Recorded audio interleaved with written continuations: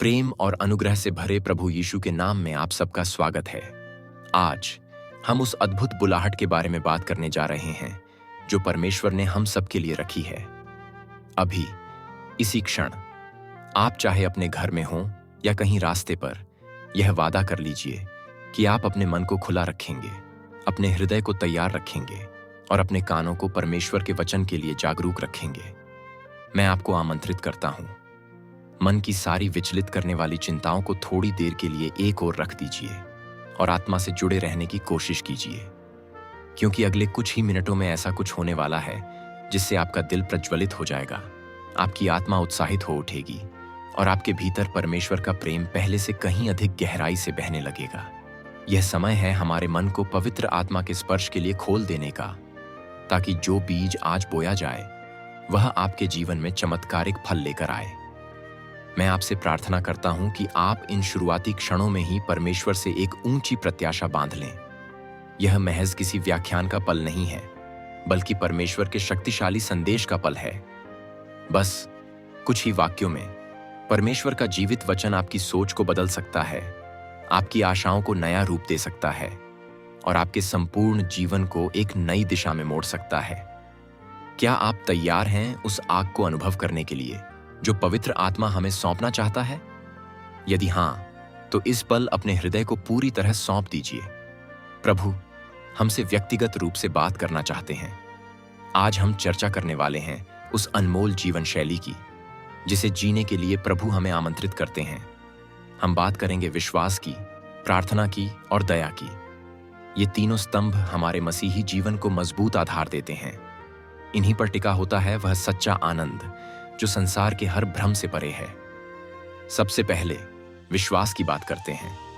विश्वास कोई साधारण बात नहीं, यह हमारे समर्पण का मूल स्तंभ है। आज के दौर में जब चारों तरफ संशय, अविश्वास और संकट भरे समाचार सुनने को मिलते हैं, तब हमें एक ऐसे दृढ़ विश्वास की आवश्यकता है जो किसी भी तूफान में हमें खड़ा रख सके। प्रभु यीशु मसीह ने जब अपने चेलों से कहा था कि यदि तुम्हारे पास राई के दाने बराबर भी विश्वास हो तो तुम पहाड़ों को हिला सकोगे, तब वह हम में से हर एक को दिखाना चाहते थे कि हमारी आंखों से दिखने वाली वास्तविकता से परे एक दिव्य सामर्थ्य काम करता है। हमारे सीमित दृष्टिकोण से यदि कोई चीज असंभव लगती है तो भी परमेश्वर की दृष्टि से वह सर्वथा संभव है। लेकिन इसके लिए हमें चाहिए एक प्रबल विश्वास, एक अद्भुत भरोसा जो हमें निर्भीक बनाता है। यह विश्वास कैसे आता है? यह परमेश्वर के वचन को सुनने से, पवित्र आत्मा के सतत संपर्क में रहने से और अपनी दैनिक दिनचर्या में प्रभु को सर्वोच्च प्राथमिकता देने से आता है। कभी कभी हम सोचते हैं कि विश्वास केवल चर्च या प्रार्थना सभा में ही प्रकट होता है, लेकिन विश्वास तो एक दैनिक अभ्यास है। जब सुबह उठकर हम परमेश्वर को धन्यवाद देते हैं, जब हम जीवन के हर निर्णय में उसकी इच्छा पूछते हैं, जब हम कठिनाइयों के बीच भी यह मान लेते हैं कि प्रभु सब भलाई के लिए कर रहे हैं, तब हम वास्तविक विश्वास में जीवन जी रहे होते हैं। यह विश्वास हमें बंधनों से मुक्त करता है, हमारे तनावों का बोझ हल्का करता है और हमें आशा से भर देता है। क्या आपने कभी सोचा है कि एक छोटा बच्चा अपने पिता की उंगली थामकर चलते समय कभी नहीं डरता, चाहे रास्ता कितना भी उबड़ खाबड़ क्यों ना हो? क्योंकि उसका पिता पास है, इसलिए बच्चा निडर है। उसी तरह यदि हमने परमेश्वर का हाथ थाम रखा है तो हमें जीवन का कोई भी ऊंचा नीचा रास्ता भयभीत नहीं कर सकता। लेकिन शर्त इतनी है कि हम उसका हाथ कभी ना छोड़ें। यही विश्वास का रहस्य है। जब तक हम अपने प्रयासों के बूते कुछ हासिल करना चाहेंगे, हम असफलता और निराशा को न्योता देते रहेंगे। परंतु जिस दिन से हम यह सीख जाएंगे कि हमारा आधार और हमारा आधारभूत स्रोत परमेश्वर है, उस दिन से समस्याएं बड़ी नहीं दिखेंगी, परमेश्वर का सामर्थ्य बड़ा दिखेगा। अब आइए हम प्रार्थना के महत्व को समझें। मेरा अनुभव कहता है कि प्रार्थना केवल शब्दों का दोहराना या रिवाजी कर्मकांड नहीं है। प्रार्थना का अर्थ है प्रभु के साथ जीवंत संवाद, एक ऐसा पवित्र सम्मिलन जिसमें हमारा मन खुलता है, हमारी अंतरात्मा का बोझ हल्का होता है और हमें स्वर्ग की ताजगी प्राप्त होती है। ज्यादातर लोग प्रार्थना को आपातकालीन स्थिति में इस्तेमाल होने वाले यंत्र की तरह देखते हैं। जब कोई बीमारी हो जाए, कोई संकट आ जाए, कोई अग्नि परीक्षा आ जाए, तभी हम प्रार्थना करना शुरू करते हैं। लेकिन मसीही जीवन शैली में प्रार्थना हमारे हर दिन का हिस्सा होनी चाहिए, जैसे सांस लेना। जब हम सुबह उठते हैं तो सबसे पहले प्रभु के सामने झुककर प्रार्थना करें, उसे धन्यवाद दें, अपने दिन की योजनाएं उसके हाथों में सौंपें। जब हम दिन के मध्य में कार्यों की व्यस्तता में हों, तब भी एक क्षण के लिए आंखें बंद करके प्रभु को याद करें और कहें, प्रभु मुझे शक्ति देना, मेरा मार्गदर्शन करना। और जब शाम को घर लौटें या रात में विश्राम से पहले, तब भी अपने दिन भर के अनुभव प्रभु के साथ बांटें, उसके प्रेम को नमन करें। यह सतत प्रार्थनापूर्ण जीवन हमें आत्मिक रूप से सुदृढ़ करता है। यह हमें अपनी विफलताओं के लिए दोषी होने की जगह परमेश्वर के अनुग्रह में शरण पाने का अवसर देता है। साथ ही हमारी सफलताओं पर गर्व करने की जगह परमेश्वर को महिमा देने की विनम्रता सिखाता है। कई बार लोग पूछते हैं कि जब परमेश्वर हमारे मन की हर बात जानता है तो प्रार्थना करने की क्या जरूरत? इसका उत्तर बड़ा ही सरल है। प्रार्थना एक ऐसा संवाद है जिससे हम परमेश्वर के साथ अपनापन महसूस करते हैं। प्रार्थना हमारे विश्वास को गहराई देती है और हमारे मन को परमेश्वर की इच्छा अनुसार ढालती है। परमेश्वर जानता तो सब कुछ है, परंतु वह हमारे मुख से निकलने वाले प्रेम के शब्दों को सुनना चाहता है, जैसे एक पिता अपने बच्चे से प्यार भरे शब्द सुनना चाहता है। इसी प्रेम भरे रिश्ते को जीवंत बनाए रखने का सबसे सुंदर माध्यम प्रार्थना है। बाइबल के अनेक किस्सों में हमने देखा है कि प्रार्थना करने वाले लोगों ने कैसा चमत्कारिक परिवर्तन देखा। चाहे वह बंदी गृह में पड़े प्रेरित हों, जिन्हें परमेश्वर ने प्रार्थना के बाद मुक्त कर दिया, चाहे वह कोई भूखा व्यक्ति हो जिसे परमेश्वर ने महिमा से भर दिया। प्रार्थना के बल से ही असंभव चीजें संभव हो जाती हैं। इसलिए अपनी दिनचर्या में प्रार्थना को एक विशेष स्थान दें। प्रार्थना से हम सिर्फ समस्याओं से मुक्त नहीं होते, बल्कि परमेश्वर की उपस्थिति में अपनी आत्मा को एक गहरा आराम भी देते हैं। अब हम बात करते हैं दया की। विश्वास और प्रार्थना हमारे व्यक्तिगत जीवन को दृढ़ता देते हैं, लेकिन दया हमें दूसरों के लिए एक आशीष बना देती है।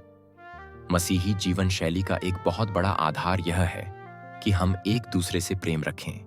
प्रभु यीशु मसीह ने स्वयं कहा था, तुम एक दूसरे से प्रेम करो जैसा मैंने तुमसे प्रेम किया है। प्रेम के इस आदेश में दया का बीज निहित है। जब हम दूसरों के साथ वैसा ही व्यवहार करते हैं जैसा प्रभु ने हमारे साथ किया है, तो वहां दया उत्पन्न होती है।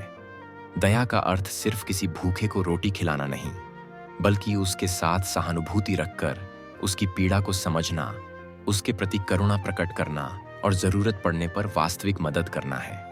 दया मनुष्यों के बीच विवेक भेद को तोड़ती है, जाति पांति, भाषा धर्म के अंतर को पाटती है। दया वह प्रेम की रोशनी है जिसमें एक मनुष्य दूसरे मनुष्य को अपने जैसा देखता है और उसकी भलाई के लिए कदम उठाता है। हमारे समाज में कई तरह की समस्याएं हैं, गरीबी, भेदभाव, शोषण इत्यादि। मसीहियों के रूप में हमारा कर्तव्य है कि हम अपने शब्दों और कर्मों से दया को प्रकट करें।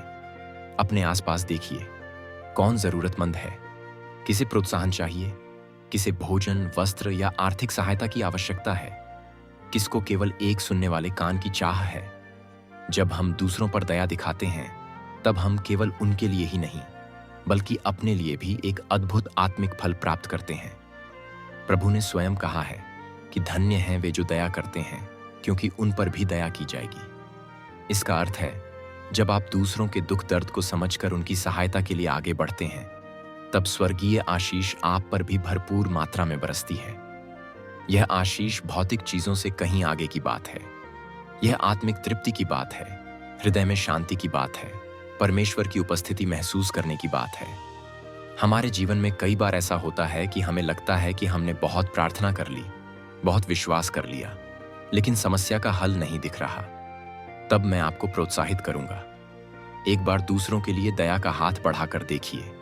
किसी अस्पताल में जाकर रोगियों की सेवा कीजिए, किसी अनाथालय में जाकर बच्चों के साथ अपना समय बिताइए, या अपने ही पड़ोस में किसी बुजुर्ग को सहारा दीजिए। जब हम अपने कष्टों के बावजूद दूसरों के लिए प्रेम प्रकट करते हैं, तो परमेश्वर का अनुग्रह किसी नदी की तरह हमारे जीवन में बह निकलता है।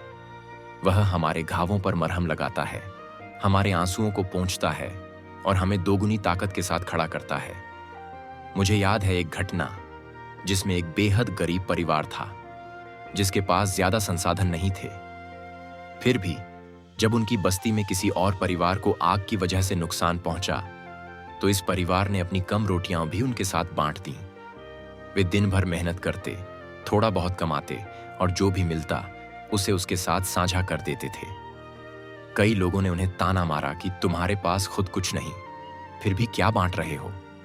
लेकिन उन्होंने कहा, हमारे पास इच्छा शक्ति है, हम अकेले नहीं, प्रभु हमारे साथ हैं, इसलिए थोड़े में भी हम मिलकर जी सकते हैं। कुछ ही वर्षों में उस परिवार को परमेश्वर ने इतनी भौतिक आशीष दी कि वे न केवल खुद अच्छे से रहने लगे, बल्कि दूसरों के लिए भी रोजमर्रा का सहारा बन गए। यह घटना दिखाती है कि दया का एक छोटा बीज भी परमेश्वर के हाथों में आकर विशाल फसल दे सकता है। कभी कभी लोग सोचते हैं कि विश्वास, प्रार्थना, दया ये सब सुंदर शब्द हैं, पर इनका उपयोग व्यावहारिक जीवन में कैसे किया जाए? वास्तविकता यह है कि ये सिद्धांत जितने आध्यात्मिक हैं, उतने ही व्यावहारिक भी हैं। यदि आपके घर में पारिवारिक कलह रहती है, तो विश्वास रखिए कि परमेश्वर इसमें भी चमत्कार कर सकते हैं। प्रार्थना कीजिए और उस प्रार्थना के जवाब में दया का अभ्यास कीजिए। अपने पारिवारिक सदस्यों के प्रति क्रोध या कटुता की बजाय प्रेम और समझदारी दिखाइए। धीमे धीमे हर घर में परमेश्वर की शांति प्रवेश करने लगेगी। यदि आपको अपने कामकाज में संघर्ष दिख रहा है, तो आत्मशक्ति के भरोसे से ऊपर उठकर परमेश्वर पर भरोसा कीजिए और प्रार्थना में उसके मार्गदर्शन को खोजिए। यदि कोई सहकर्मी आपसे ईर्ष्या रखता है या आपका अहित करना चाहता है, तो उस पर दया दिखाइए, उसके लिए भी भलाई की प्रार्थना कीजिए। आप पाएंगे कि धीरे धीरे परिस्थितियां बदल रही हैं और परमेश्वर की महिमा प्रकट हो रही है। इन तीन पहलुओं, विश्वास, प्रार्थना और दया को हमें केवल रविवार के दिन या किसी धार्मिक अवसर पर ही नहीं, बल्कि हर दिन जीना है। हमें हमारे घरों में, हमारी पढ़ाई लिखाई में, हमारे दफ्तरों में, हमारे रिश्तों में, हमारे समाज में, हर एक जगह मसीही जीवन शैली को साकार करना है। यह कोई छोटी चुनौती नहीं, क्योंकि हम एक ऐसी दुनिया में जी रहे हैं जो आत्म केंद्रित है और परमेश्वर से दूर भाग रही है। लेकिन याद रखिए, हम एक जीवित परमेश्वर के सेवक हैं जो आज भी चमत्कार करता है। यदि हमें दुनिया को बदलना है, तो पहले हमें स्वयं को बदलना होगा। हमारा विश्वास इतना दृढ़ होना चाहिए कि कोई भी जीवन स्थिति उसे डगमगा ना सके। हमारी प्रार्थना इतनी अग्निमय होनी चाहिए कि वह आत्मिक आकाश को हिला दे, और हमारी दया इतनी प्रबल होनी चाहिए कि लोग हमारे कर्मों में स्वयं प्रभु यीशु मसीह का प्रेम देख सकें। हम में से कुछ लोग सोचते हैं कि उनके पास बोलने की सामर्थ्य नहीं, किसी को समझाने का हुनर नहीं, या समाज में उनकी पहचान नहीं। लेकिन परमेश्वर आपकी कमजोरियों को देखकर नहीं, आपके समर्पित हृदय को देखकर अपनी आशीष और सामर्थ्य प्रदान करता है। बाइबल में हम देखते हैं कि परमेश्वर ने मूसा को चुना, जो हकलाकर बोलता था। उसने दाऊद को चुना, जो उम्र में छोटा और अनुभवहीन था। प्रभु यीशु ने अपने चेलों में से कई ऐसे चुने जो बड़े साधारण मछुआरे थे। इसका एक ही अर्थ है कि परमेश्वर को हमारे सांसारिक लक्षणों से कोई फर्क नहीं पड़ता। वह हमारा हृदय देखता है, हमारे अंदर के समर्पण और दीनता को देखता है। मसीही जीवन शैली को जीना उसी दिन से शुरू हो जाता है जिस दिन हम अपनी इच्छाओं और अहंकार को क्रूस पर चढ़ा देते हैं और कहते हैं, प्रभु अब मैं नहीं, बल्कि तू मेरे भीतर जीवित रह। तब हमारी बोलचाल, हमारा व्यवहार, हमारी सोच सब धीरे धीरे प्रभु के स्वरूप में ढलने लगती है। यह परिवर्तन एक दिन में नहीं होता, लेकिन निरंतर अभ्यास से होता है। जैसे एक कुम्हार मिट्टी के बर्तन को आकार देता है, वैसे ही पवित्र आत्मा हमें ढालना चाहता है ताकि हम सर्वथा नए मनुष्य बन सकें।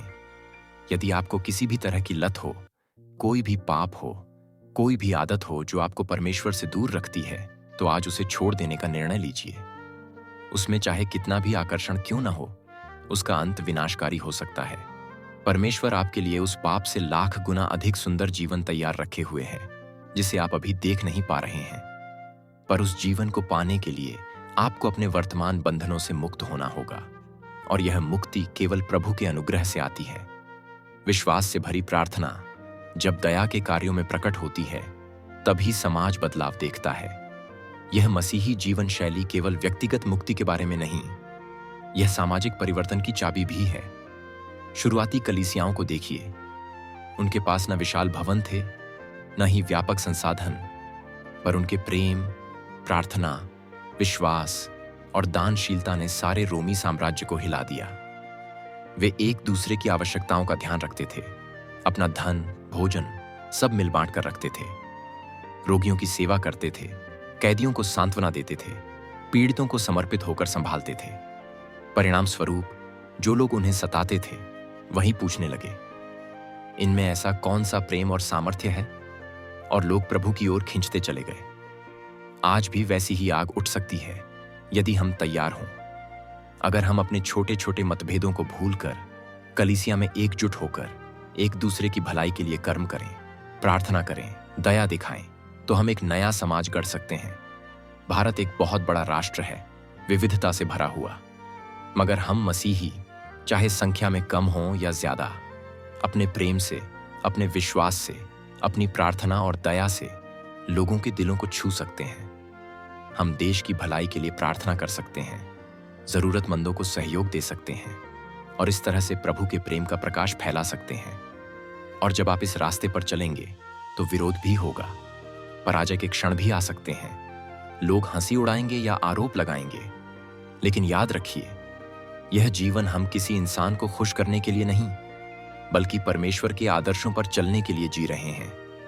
प्रभु ने कभी नहीं कहा कि मसीही जीवन आसान होगा, लेकिन उसने यह अवश्य कहा कि मैं तुम्हारे साथ हूं। यही सबसे बड़ी सांत्वना है। जब परमेश्वर आपके साथ है तो हर एक चुनौती एक अवसर में बदल जाती है। जब आप कमजोर पड़ेंगे तब उसके अनुग्रह की सामर्थ्य आपको सशक्त कर देगी। जब आप निराश होंगे तब उसकी पवित्र आत्मा आपको सांत्वना देगी। समय समय पर आपको अपनी आत्मा की परीक्षा भी करते रहना होगा। अपने आप से पूछना होगा, क्या मेरा विश्वास परमेश्वर पर अटल है या कहीं मैंने अपनी दृष्टि सांसारिक चीजों पर लगा रखी है? क्या मेरी प्रार्थना नियमित और सच्चे मन से हो रही है या बस एक रस्म अदायगी बनकर रह गई है? क्या मैं दया के कार्यों में सचमुच समर्पित हूं या केवल दिखावे के लिए कुछ कर रहा हूं?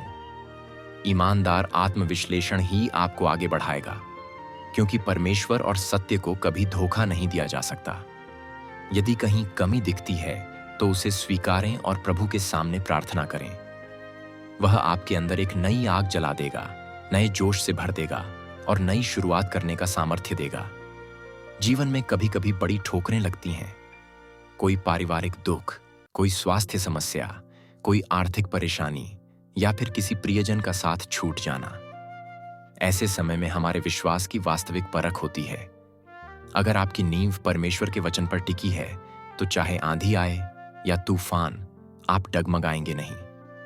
आप प्रार्थना के बल पर उस परिस्थितियों के सागर में अपने लिए एक राह बना लेंगे और दया की भावना आपको दूसरों के लिए भी सहारा बनने के लिए प्रेरित करेगी। पवित्र शास्त्र कहता है कि परमेश्वर दीन लोगों को ऊपर उठाता है और घमंडी लोगों को नीचा दिखाता है।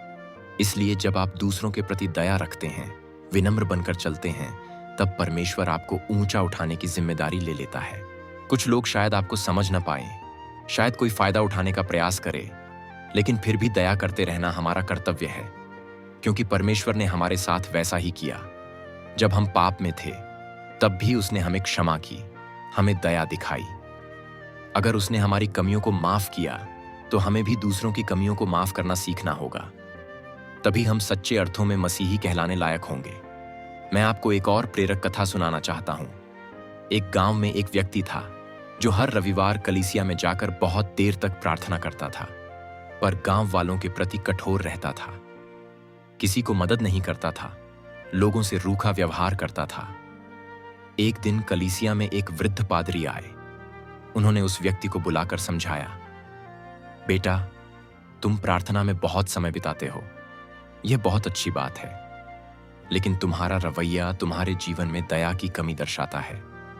याद रखो, परमेश्वर को केवल शब्दों से नहीं, हृदय से प्रार्थना चाहिए। अगर तुम्हारे शब्द मधुर हों पर कर्म कठोर, तो तुम्हारी प्रार्थना बेअसर रह जाएगी। उस दिन के बाद उस व्यक्ति ने अपना दृष्टिकोण बदला, अपनी प्रार्थना को जीवन शैली में ढालना शुरू किया, लोगों को माफ करना सीखा, जरूरतमंदों की मदद करने लगा।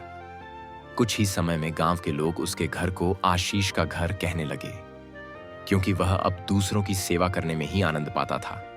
यही बात हम सबको सीखनी है। हम दोहरा जीवन न जिए, जहां चर्च में तो श्रद्धा दिखाए, लेकिन बाहर निकलते ही दूसरों को तुच्छ समझने लगे। यीशु मसीह ने उदाहरण दिया है कि हमारा आचरण कैसा होना चाहिए। प्रेम से भरा, क्षमा से भरा, दया से भरा और परमेश्वर पर भरोसे से भरा। यही है मसीही जीवन शैली, जो हमारे भीतर से शुरू होकर हमारे परिवारों को बदलती है, फिर हमारे समाज को बदलती है और अंत में पूरे राष्ट्र को भी प्रभावित कर सकती है।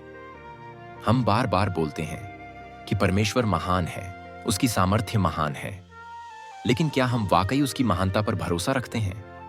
यदि रखते हैं, तो हमें अपने छोटे छोटे संघर्षों को लेकर इतना परेशान क्यों होना पड़ता है? अपने बीते कल की असफलताओं या आने वाले कल की चिंता को परमेश्वर के चरणों में रखकर आगे बढ़ते क्यों नहीं? यह सवाल यदि बार बार मन में उठ रहा हो, तो आज आप एक दृढ़ संकल्प लें। कहें, प्रभु, मैं अपने संपूर्ण हृदय से तुझ पर भरोसा करना चाहता हूं। मेरी प्रार्थना केवल शब्दों की नहीं, बल्कि आत्मा की हो। मेरी दया केवल दिखावे की नहीं, बल्कि सच्चे प्रेम की हो। समय बहुत कीमती है और जीवन अनिश्चित है। हमें नहीं पता कल क्या होने वाला है, इसलिए आज, अभी परमेश्वर की बुलाहट का जवाब देने का समय है। अपने भीतर जांच कीजिए। आपने कब आखिरी बार प्रार्थना में आंसू बहाए थे? कब आखिरी बार किसी जरूरतमंद के लिए दान किया था, बिना किसी सार्वजनिक प्रशंसा की इच्छा के? कब आखिरी बार अपने परिवार के सदस्यों के सामने यह कबूल किया था कि आपने उनसे प्रेम नहीं किया जैसे करना चाहिए था? ये गहन प्रश्न हैं और इनके उत्तर हमें परमेश्वर के समीप ले जाएंगे। प्रभु के प्रेम में सब कुछ समाहित है। वह सिर्फ आध्यात्मिक बातें नहीं सिखाता, वह हमारे हर क्षेत्र में मार्गदर्शन देता है। हमारे रिश्ते कैसे हों, हमारा व्यवसाय कैसे हो, हमारी सोच कैसी हो, हमारा चरित्र कैसा हो। विश्वास के साथ आप जिस काम में भी हाथ डालेंगे, यदि वह प्रभु की इच्छा के अनुरूप है, तो आप उसमें फलवंत होंगे। प्रार्थना आपके मार्ग के सारे कंटक हटाती जाएगी और दया आपको इस काबिल बनाएगी कि आप दूसरों के लिए एक उदाहरण बन सकें। मैं चाहता हूं कि अब भी हम सब अपने मन में यह प्रण करें, परमेश्वर, मुझे अपनी ओर खींच, मुझे विश्वास से भर, मेरी प्रार्थनाओं में आग लगा और मेरे हृदय को दया से पिघला दे। मुझे दूसरों के लिए आशीष बना, ताकि मेरे जीवन से तेरी महिमा प्रकट हो। जब आप इस प्रार्थना को सच्चे मन से करते हैं, तब आप अनुभव करेंगे कि आपका हृदय हल्का हो रहा है और आपकी सोच एक नए स्तर तक उठ रही है।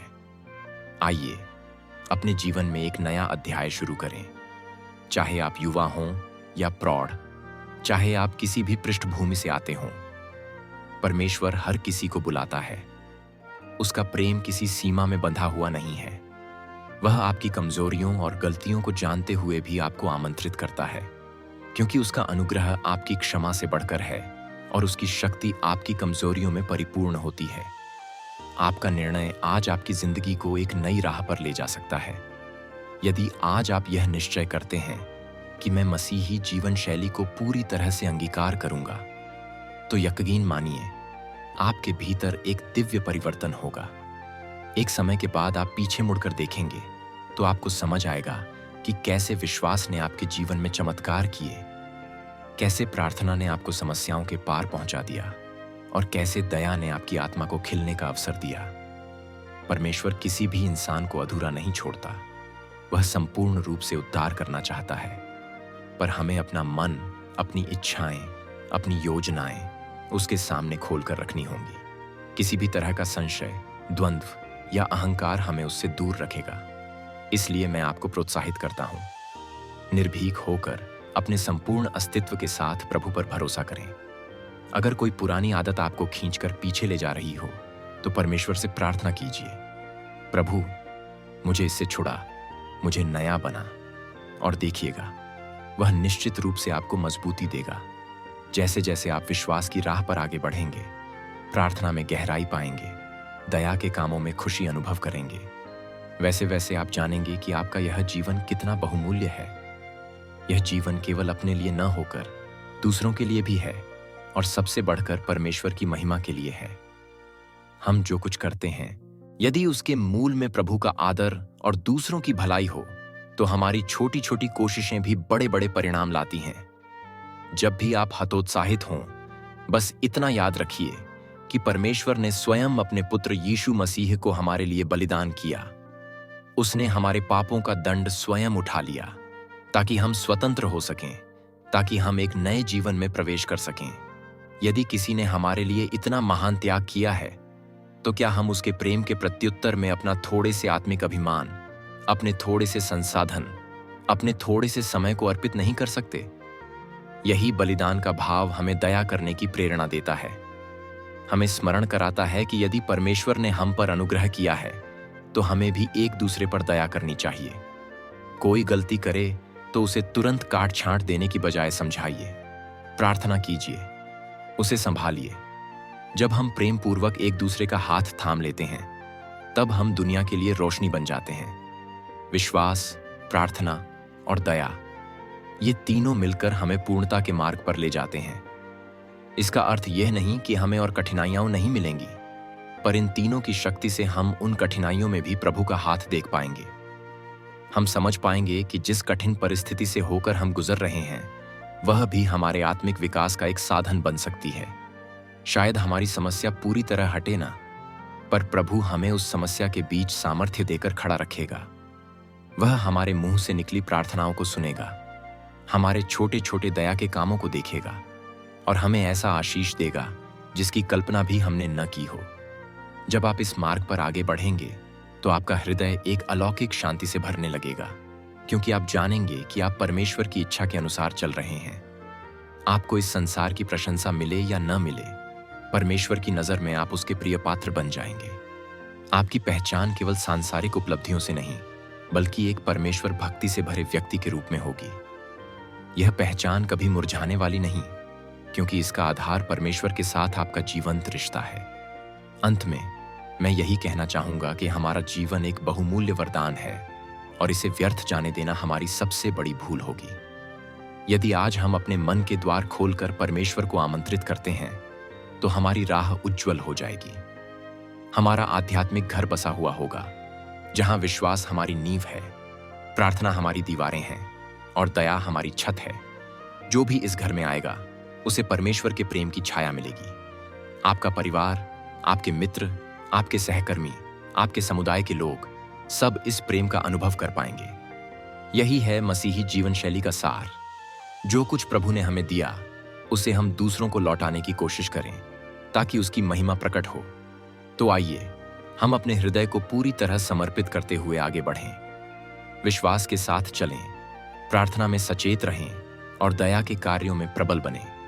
चाहे दुनिया कुछ भी कहे या करे, हमारा नजरिया प्रभु पर टिका रहे।